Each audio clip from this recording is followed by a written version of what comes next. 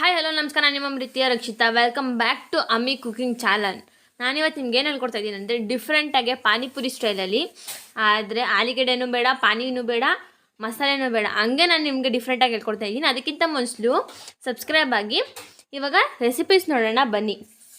ಇದಕ್ಕೆ ಬೇಕಾಗಿರೋದು ಈರುಳ್ಳಿ, ಒಂದು 2 ಈರುಳ್ಳಿ ತೊಗೊಂಡಿದ್ದೀನಿ, ಸಣ್ಣಗೆ ಹಚ್ಕೊಂಡಿದ್ದೀನಿ, ಸಾಕಾಗುತ್ತೆ. ಮತ್ತು 1 ಟೊಮೊಟೊ ತೊಗೊಂಡಿದ್ದೀನಿ. 2 ಈರುಳ್ಳಿ ತೊಗೊಂಡು 1 ಟೊಮೊಟೊ ತೊಗೊಂಡು ಚೆನ್ನಾಗಿ ಹಚ್ಕೊಳ್ಳಿ, ಸಾಕಾಗುತ್ತೆ. 2 ಟೊಮೊಟೊ ನೀರು ಬಿಟ್ಕೊಳ್ಳೋದು. ಅದಕ್ಕೆ ಕ್ಯಾರೆಟು 1 ತೊಗೊಂಡಿದ್ದೀನಿ, ದಪ್ಪದು, ಸಾಕಾಗುತ್ತೆ. ಮತ್ತು ನೀವು ಸೌತೆಕಾಯಿನೂ ಹಾಕ್ಕೋಬೋದು, ಕೊತ್ತಂಬರಿ ಸೊಪ್ಪು ಹಾಕ್ಕೋಬೋದು, ಚೆನ್ನಾಗಿರುತ್ತೆ. ನಿಮ್ಗೆ ಬೇಕಾಗಿದ್ದು ಈ ಥರ ಪಾನಿಪುರಿ ಕುಕ್ಕರೆ ಬರುತ್ತೆ ನೋಡಿ. ನಾನು 4 ಪ್ಯಾಕೆಟ್ ತೊಗೊಂಡಿದ್ದೀನಿ, ನಾನು ಒಂದೇ ತೋರಿಸಿದ್ದೀನಿ ನಿಮಗೆ ಸಾಕು ಅಂತ.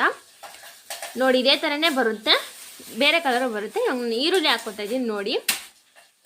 ನೀವೆಲ್ಲ ಇದನ್ನ ಹಾಕ್ಕೊಂಡು ನೋಡಿದ್ರೆ ಒಂಥರ ಡಿಫ್ರೆಂಟ್ ಟೇಸ್ಟ್. ಅಂದರೆ ಪಾನಿಪುರಿನೇ ಗೋಲ್ಗಪ್ಪನೇ, ಅದು ನೀವು ಡಿಫ್ರೆಂಟಾಗಿರುತ್ತೆ.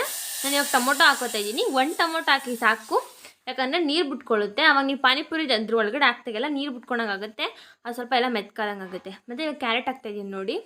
ಇವೆಲ್ಲ 3 ಮಿಕ್ಸ್ ಆಗಬೇಕು. ನಮ್ಮ ಮನೇಲಿ 3 ಇದ್ದಿದ್ದು ಐಟಮ್, ಅದಕ್ಕೆ 3 ಹಾಕಿದ್ದೀನಿ. ನೀವು ಬೇಕಾದ್ರೆ ಸೌತೆಕಾಯಿ, ಕೊತ್ತಂಬರಿ ಸೊಪ್ಪು ಎಲ್ಲ ಏನು ಬೇಕಾದ್ರೂ ಹಾಕ್ಕೋಬೋದು. ತುಂಬ ಚೆನ್ನಾಗಿರುತ್ತೆ. ಬೇಕಾದ್ರೆ ಮಾಡಿ ಟ್ರೈ ಮಾಡಿ ಕಮೆಂಟ್ ಬಾಕ್ಸಲ್ಲಿ ಹೇಳಿ. ನಾನು ಹೆಂಗೆ ಹೇಳ್ತಿದ್ದೋ ಹಂಗೆ ಮಾಡಿ.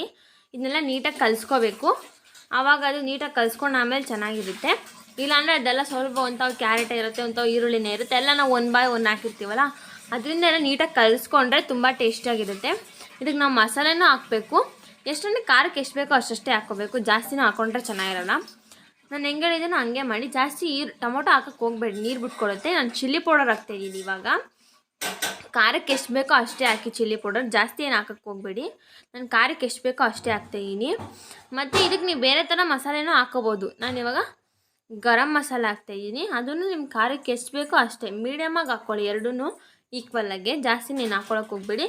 ಒಬ್ಬರು ಖಾರ ಕಮ್ಮಿ ತಿನ್ನೋರು ಇರ್ತಾರೆ, ಜಾಸ್ತಿ ತಿನ್ನೋರು ಇರ್ತಾರೆ. ನಿಮ್ಮ ತಕ್ಕದಾಗಿ ಹೆಂಗೆ ಬೇಕೋ ಹಂಗೆ ಹಾಕಿ. ರುಚಿಗೆ ತಕ್ಕಷ್ಟು ಉಪ್ಪು ಹಾಕ್ಕೊಳ್ಳಿ, ಜಾಸ್ತಿ ಹಾಕೋಕೆ ಹೋಗಬೇಡಿ. ಯಾಕಂದರೆ ಪಾನಿಪುರಿ ಕುರ್ಕುರೆ ಇರುತ್ತಲ್ವ, ಅದರಲ್ಲೂ ಉಪ್ಪುಂದು ಮಸಾಲೆ ಎಲ್ಲ ಇರುತ್ತೆ. ನಿಮ್ಮ ಖಾರಕ್ಕೆ ಎಷ್ಟು ಬೇಕೋ ಅಷ್ಟೇ ಹಾಕ್ಕೊಳ್ಳಿ, ಜಾಸ್ತಿ ಏನು ಹಾಕ್ಕೊಳ್ಳೋಕೆ ಹೋಗಬೇಡಿ.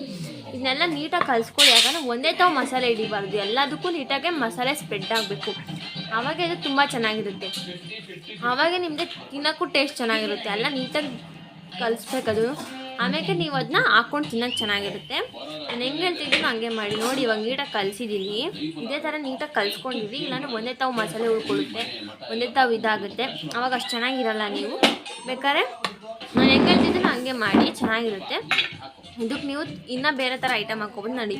ನಾನು ಉಪ್ಸಾರು ಖಾರ, ಹಸಿ ಉಪ್ಸಾರು ಖಾರ ಬರುತ್ತೆ ನೋಡಿ, ಉಪ್ಸಾರಿಗೆ ಖಾರ, ಅದನ್ನ ಬೇಕಾದ್ರೆ ನೀವು ಒಂಚೂರು ಲೈಟಾಗಿ ನೀರು ಹಾಕ್ಕೊಳ್ಳಿ, ತುಂಬ ಚೆನ್ನಾಗಿರುತ್ತೆ. ಹಾಗೆ ನಿಂಬೆಹಣ್ಣು ಹಾಕ್ಕೊಳ್ಳಿ, ಹುಳಿನೂ ಚೆನ್ನಾಗಿರುತ್ತೆ.